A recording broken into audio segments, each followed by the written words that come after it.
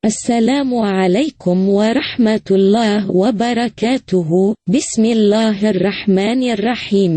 أمل أن يكون جميع الأصدقاء دائما بصحة جيدة وعافية. فيما يلي سنناقش سيرة الإمام قدامة المقدسي رحمه الله. شكرا لك. Bismillahirrahmanirrahim. Semoga sahabat semua selalu sehat walafiat ya. Berikut kita akan membahas mengenai biografi Imam Qudamah al-Maqdisi rahimahullah. Beliau salah satu ulama Islam yang hidup di abad 12 Masehi dan beliau ulama yang masyhur namanya hingga kini. Sebelum kita lanjut, jangan lupa like dan subscribe ya. Terima kasih. Ibnu Qudamah al-Maqdisi Muwafaq al-Din Abdul Muhammad Abdullah bin Ahmad bin Muhammad lahir tahun 541 Hijriyah atau 1147 Masehi dan wafat pada tahun 629 Hijriyah atau tahun 1223 Masehi. Sering disebut sebagai Imam Ibnu Qudamah al-Maqdisi, beliau adalah seorang ulama Ahlu Sunnah wal Jamaah yang terkemuka di zamannya. Beliau adalah murid Syaikh Abdul Qadir al-Jailani, ulama sunnah yang sangat terkenal. Imam Ibnu Qudamah adalah ahli hukum Islam, ulama ahli ilmu hadis, ahli tafsir dan menguasai ilmu sejarah Islam. Karya-karyanya sangat banyak sekali dalam bentuk kitab-kitab ilmu hadits, ilmu fikih, ilmu faraid dan sebagainya, yang masih dipelajari banyak kalangan pecinta ilmu-ilmu agama Islam di seluruh dunia. Bahkan karya-karya beliau sudah diterjemahkan dalam banyak bahasa sehingga menjadi referensi di berbagai perguruan tinggi. Setelah menulis banyak risalah penting tentang yurisprudensi Islam dan pokok-pokok ajaran Islam, termasuk salah satu karya standar hukum Hanbali, yakni Kitab Al-Mughni yang dihormati. Ibnu Qudamah sangat dihormati di kalangan ahlu sunnah hingga kini, sebagai salah satu pemikir paling terkenal dan berpengaruh di dunia. Karya-karya Imam Ibnu Qudamah menjadi masyhur karena beliau meletakkan pondasi persatuan dan ukhuwah di kalangan ahlu sunnah wal jamaah. Beliau mengajak kepada sikap saling menghormati antara pengikut empat imam mazhab Sunni yakni Hanafi, Maliki, Syafi'i dan Hanbali. Karena menurut beliau perbedaan pendapat para imam mazhab tersebut hanya pada dataran furu'iyah atau cabang agama, yaitu dalam hal-hal seperti fikih. Adapun dalam hal pokok agama yakni usuluddin yakni perkara keimanan, akidah Islam, tauhidullah, para imam mazhab ahlu sunnah tidak ada perbedaan pendapat sama sekali. Semuanya bersatu dalam akidah Islam yang sesuai Al-Quran dan Al-Hadits Sahih. Beliau adalah tokoh ilmuwan muslim yang mengokohkan yurisprudensi Sunni yang menghormati para imam mazhab ahlu sunnah wal jamaah.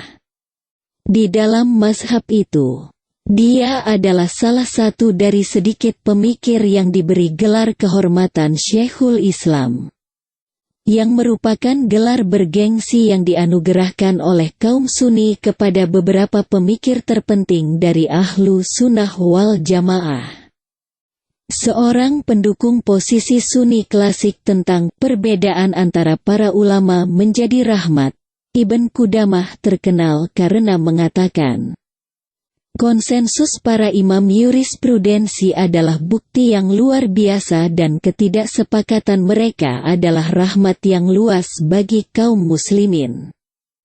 Masa kanak-kanak hingga masa mudanya dihabiskan dengan menimba ilmu kepada berbagai ulama Islam yang ada saat itu.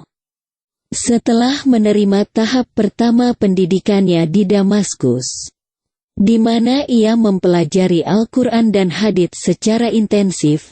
Imam Ibnu Qudamah melakukan perjalanan pertamanya ke Baghdad pada tahun 1166 Masehi untuk mempelajari hukum Islam dan ilmu hadits.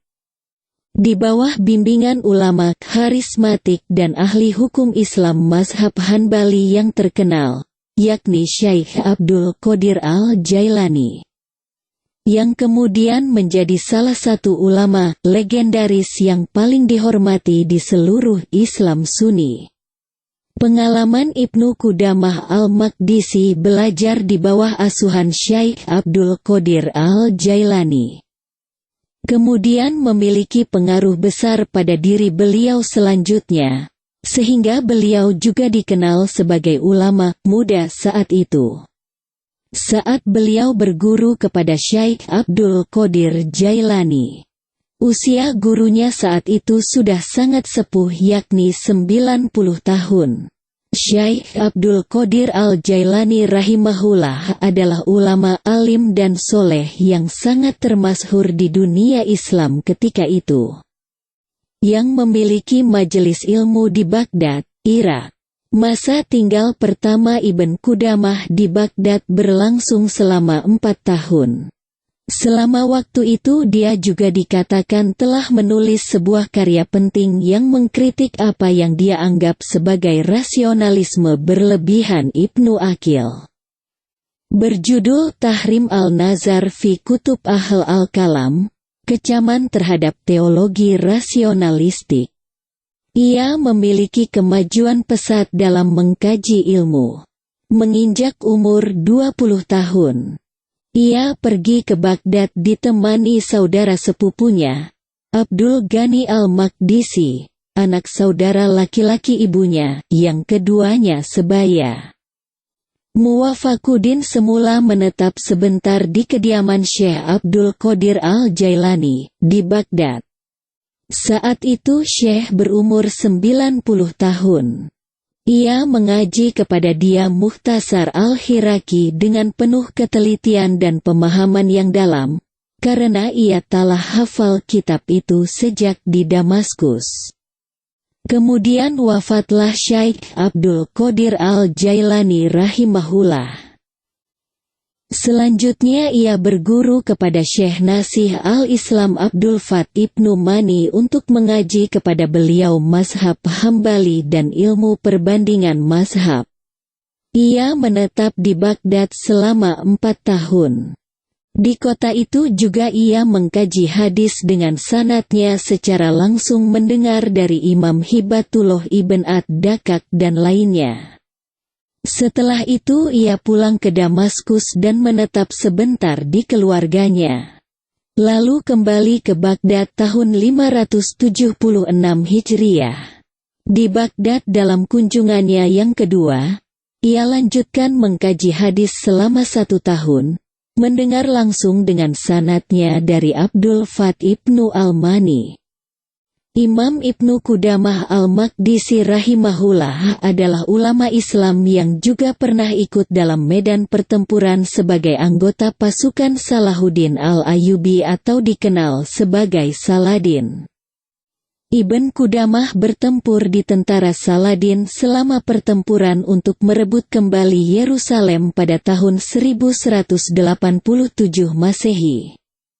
Dia mengunjungi Baghdad lagi pada tahun 1189 Masehi dan 1196 Masehi. Di bidang keilmuan, banyak para santri yang menimba ilmu hadis kepada beliau, fikih, dan ilmu-ilmu lainnya. Dan banyak pula yang menjadi ulama fikih setelah mengaji kepada beliau. Di antaranya, keponakannya sendiri, seorang kadi terkemuka, Syekh Syamsuddin Abdur Rahman bin Abu Umar dan ulama-ulama lainnya seangkatannya. Di samping itu dia masih terus menulis karya-karya ilmiah di berbagai disiplin ilmu, lebih-lebih di bidang fikih yang dikuasainya dengan matang. Ia banyak menulis kitab di bidang fikih ini. yang kitab-kitab karyanya membuktikan kemapanannya yang sempurna di bidang itu. Sampai-sampai ia menjadi buah bibir orang banyak dari segala penjuru yang membicarakan keutamaan keilmuan dan munakib atau sisi-sisi keagungannya. Pada tahun 574 Hijriah ia menunaikan ibadah haji. Seusai ia pulang ke Damaskus. Di sana ia mulai menyusun kitabnya Al-Mughni Syarah Mukhtasar Al-Hiraki, Fikih Mazhab Hambali. Kitab ini tergolong kitab kajian terbesar dalam masalah fikih secara umum, dan khususnya di mazhab Hambali. Sampai-sampai Imam Izzuddin Ibn Abdus Salam Asy-Syafi'i, yang digelari Sultanul Ulama, mengatakan tentang kitab ini, "Saya merasa kurang puas dalam berfatwa sebelum saya menyanding kitab Al-Mughni." Beliau melakukan ziarah ke Mekah tahun sebelumnya pada tahun 1195 Masehi, sebelum akhirnya menetap di Damaskus pada tahun 1197 Masehi hingga akhir hayatnya. Ibn Qudamah meninggal pada hari Sabtu. Saat Hari Raya Idul Fitri, pada tanggal 7 Juli tahun 1223 Masehi, atau tepatnya tahun 629 Hijriyah, dalam usia 88 tahun. Ia dimakamkan di kaki Gunung Kasyun di Solihiyah, di sebuah lereng di atas Jami Al-Hanabilah, masjid besar para pengikut mazhab Imam Ahmad bin Hanbal. Beliau menolak segala perbuatan bid'ah. Ibnu Qudamah tampaknya telah menjadi lawan yang tangguh dari bid'ah dalam praktik Islam, sebagaimana dibuktikan oleh kata-katanya yang terkenal, "Tidak ada yang di luar surga selain api neraka. Tidak ada yang di luar kebenaran kecuali kesesatan. Tidak ada yang di luar jalan Nabi tetapi bid'ah-bid'ah atau sikap amalan-amalan ibadah yang tidak dicontohkan Nabi." Perkataan para ulama tentang Imam Ibnu Qudamah Al-Maqdisi rahimahullah.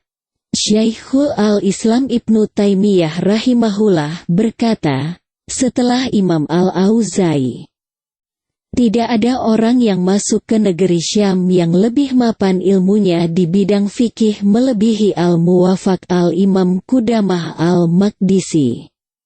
Imam Ibnu Salah rahimahullah berkata, "Saya tidak pernah melihat orang sealim seperti Al-Muwafaq." Imam Az-Zahabi rahimahullah berkata, "Dia termasuk salah seorang dari para imam ahlu sunnah yang ternama dan pengarang beberapa kitab." Imam Ibnu Katsir rahimahullah berkata, "Dia adalah Syekhul Al-Islam, seorang imam yang alim dan pandai. Tidak ada orang di zamannya dan juga zaman sebelumnya dalam waktu yang berdekatan yang lebih faqih dari dia." Demikianlah biografi singkat tentang ulama Islam yang bernama Imam Ibnu Qudamah Al-Maqdisi. Semoga bermanfaat bagi menambah khazanah ilmu dan wawasan kita. Sebelum kita akhiri, jangan lupa tekan tombol like dan subscribe channel kita ini. Dan sebarkan ke sahabat-sahabat pecinta ilmu Islam. Semoga Allah memberkahi kehidupan kita yang sebentar di dunia yang fana ini. Terima kasih. Jazakallahu khairan katsira. Assalamualaikum warahmatullahi wabarakatuh.